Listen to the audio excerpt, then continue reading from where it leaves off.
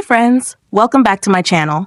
In today's video, I'm going to show you how to disable forced auto updates on the Samsung Galaxy S22.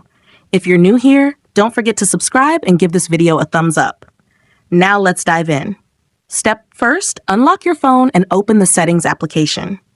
This is where you can find various customization options for your device, including display settings, security settings, and accessibility features. Step 2.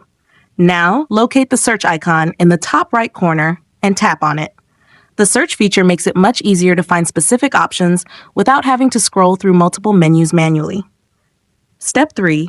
In the search bar, type Software Update. Tap on the result that says Software Update.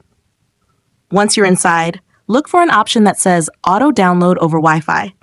Unfortunately, this option is turned on, which means your phone will download updates automatically whenever it's connected to Wi-Fi. Just tap it to turn it off. Step 4. Now let's take it a step further. Go back to the search bar in Settings and type Auto Update System. If you don't see this option, you'll first need to enable developer options. Here's how to do that. Go to Settings, About Phone, Software Information.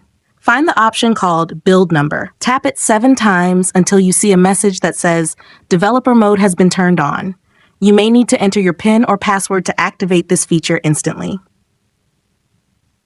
Step 5. For the last and most important step, now go back to Settings and search again for Auto Update System. You should now see the option. If it's turned on, just toggle it off. If you found this tutorial helpful, don't forget to give it a thumbs up and subscribe to my channel for more great tips.